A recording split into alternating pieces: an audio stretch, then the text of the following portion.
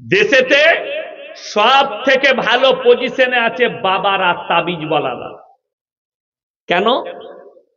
একটা মন্ত্রীও ছুটে যায় পায়ে হাতে ধরে, আমি যেন ভোটে জিতে যাই এমন কিছু করে দেন। ঠিক কিনা কথা বলেন? যে জীবনে স্কুলে যায়নি, তাবিজের ব্যবসা করছে, হারামখোর এমএ পাস, হারামখোর বিএসসি পাস, হারামখোর ডবল এমএ, কিন্তু প্রেম করেছে, প্রেমিকা সুইচ অফ করে দিয়েছে। হুজুরকে এসে বলছে, হুজুর তাবিজ মেরে মোবাইলটা খুলে দাও। নাউজবিল্লাহ বলেন। ধোঁকা, প্রতারণা, প্রবঞ্চনা, 100টা লোক এইভাবে ধোঁকা দিচ্ছে। আপনারা মনে মনে ভাববেন, ইয়াসিন সাহেব আপনি কেমন মৌলবি, আমাকে মৌলবি বলেন না, আমাকে আপনি বলেন মূর্খ বলেন তাও চলবে, কিন্তু আমি আপনাকে বিচারটা আপনার হাতে ছেড়ে দিলাম। আমার মতো 100টা মৌলবি কিয়ামতের দিনে ধরা পড়বে, 100টা হুজুর ধরা পড়বে কিয়ামতের দিনে। সমাজকে ধোঁকা দিয়েছো, প্রতারণা করেছো, প্রবঞ্চনা করেছো। কোরআন বলছে, শোনো এক শ্রেণীর আলেম কিভাবে পাকড়াও হবে। ইন্নাল্লাযীনা ইয়াকতুমুনা মা আনজালাল্লাহু মিনাল কিতাব ওয়া ইয়াশতারুনা বিহি সামানান কালীলা উলাইকা মা ইয়াকুলুনা ফি বুতুনিহিম ইল্লান নার ওয়া লা ইউকাল্লিমুহুমুল্লাহু ইয়াওমাল কিয়ামাতি ওয়া লা ইউযাক্কিহিম ওয়া লাহুম আযাবুন আলীম।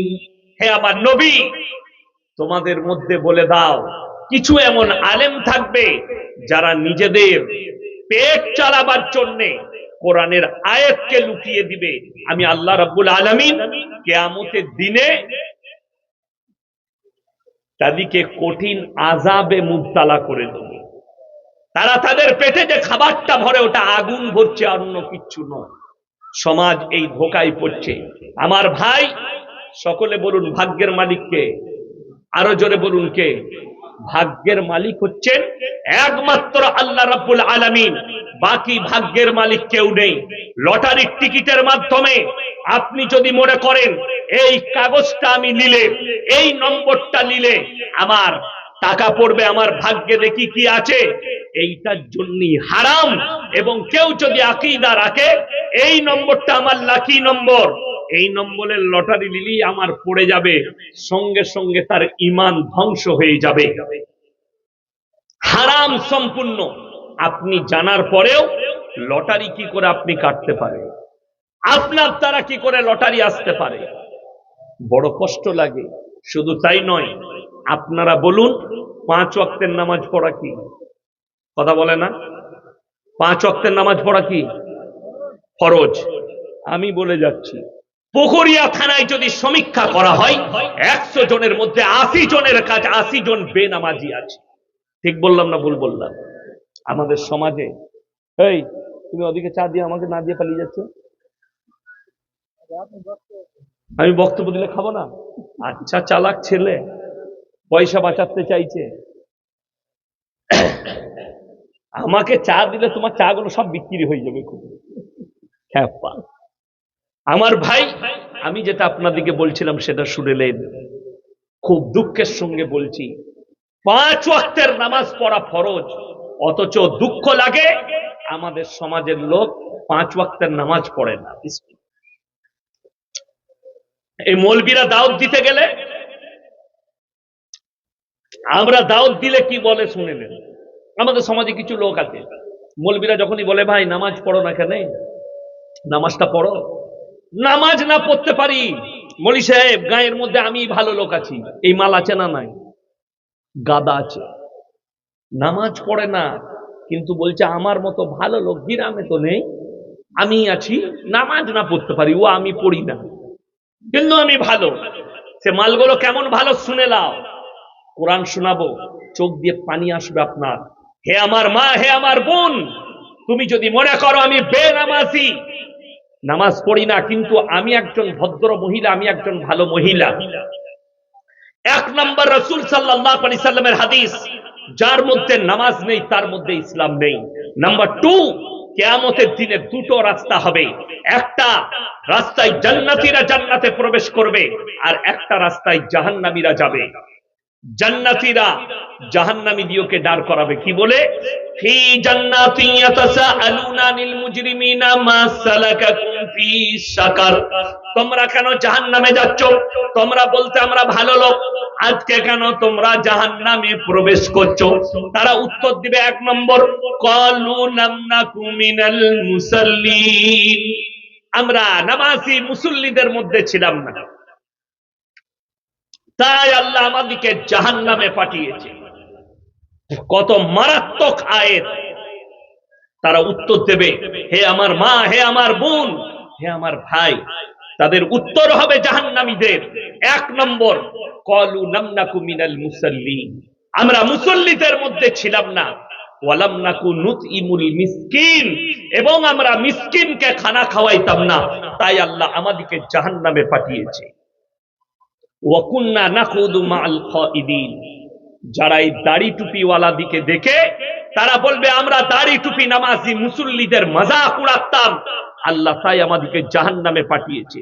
ওয়া কুননা নুকাজ্জিবু বিয়াউমিদ্দিন, আর আমরা বিচারের দিবসকে মিথ্যা বলে মনে করিতাম, আল্লাহ তাই আমাদেরকে জাহান্নামে পাঠিয়েছে।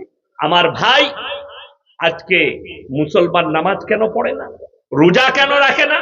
তার মারাত্মক দলিল শুনে নেন। আপনার সম্পর্ক কোরআনের সাথে নেই, আপনার সম্পর্ক রাসূলের হাদিসের সাথে নেই, আপনার সম্পর্ক দ্বীনের সঙ্গে নেই, যার কারণে আপনার এই অবস্থা। আমাদের দেশের মুসলমান, আপনাকে একটা কথা বলি, যেমন দেখুন, পর্দা করা ফরজ না ফরজ নয়? কথা বলে না? ফরজ। আমি খালি ফরজ গুলো বলে দিচ্ছি আপনাদেরকে। পর্দা করা সমাজে ফরজ একটা নারীর জন্য, এটার নাম পর্দা? আমাকে বলে দেখ কোন মৌলবি, যদি কোন বাপের বেটা মৌলবি বলতে পারে এটা নারীদের জন্য পর্দা, আমি আর জীবনে মালদা ডিস্ট্রিক্টে কাল থেকে আর বক্তব্য দেব না। আমার এখনো 1 মাস রোজার আগের দিন পর্যন্ত ডেট আছে, তার মধ্যে বেশিরভাগ ডেট আমার উত্তরবঙ্গে আছে। আমি দক্ষিণবঙ্গের মানুষ, বর্ধমান জেলা, যেখানে পানাগড় মিলিটারি ক্যাম্প আছে, ভারতবর্ষের মারাত্মক ক্যাম্প, সেই পাশেই আমার বাড়ি। আপনি অবাক হবেন। আপনাদিকে বলে যায়, হে আমার ভাই, হে আমার মা বোন, আপনি কি মনে করছেন বেঈমান কাফেররা চুপচাপ বসে আছে? না, আপনার উপরে ধ্যান রেখেছে। দেখুন তারা ঠান্ডা মাথায় কত মারাত্মক কাজ করেছে। আপনি ইসলামের মধ্যে দাখিল আছেন, আপনাকে দিয়ে পাপ করাচ্ছে, আপনি বলুন তো এইটা ছেড়ে দেন। কিন্তু মারাত্মক বলে দিই, এই যে জলসা করার পরে মেলা বসিয়েছে, এই মেলাতে যে নারী পুরুষগুলো ঘুরছে, এরা সব অমুসলিম না মুসলমান? কথা বলে না? এরা সব আমাদের মুসলমান। আপনারা জানেন ইসলামে মেলা হারাম? ইসলামে মেলা হারাম। তার মারাত্মক কারণ হচ্ছে একজন নারী আর পুরুষ পর নারী আর পর পুরুষ নির্জনে এক কাছে হলে তৃতীয় ব্যক্তি যে হাজিরি দেয় তার নাম হচ্ছে শয়তান। আর কোরআনে সূরা ইউসুফের প্রথম পৃষ্ঠায় আছে, ইন্নাশ শাইতানা লিল ইনসানি আদুউম মুবিন, শয়তান হচ্ছে মানুষের প্রকাশ্য দুশমন। সেই দুশমনকে দাওয়াত দিয়েছেন মেলা বসিয়ে। হয়তো মনে হবে গরিব মানুষ দোকান বসিয়ে খাচ্ছে, দোকান বসাক, কিন্তু আপনার মেয়ে বেপর্দা ভাবে ওখানে ঘুরে বেড়াচ্ছে, আপনার বিবি বেপর্দা ভাবে ঘুরে বেড়াচ্ছে। পর্দার একটা মারাত্মক দিক আনা হয়েছে। নারীর মর্যাদার জন্য আল্লাহ একটা সূরা অবতীর্ণ করেছেন, সূরা নিসা। এতে নারীর মর্যাদা, নারীর ইজ্জতের কথা বলা হয়েছে, মা চিনানো হয়েছে, বোন চিনানো হয়েছে।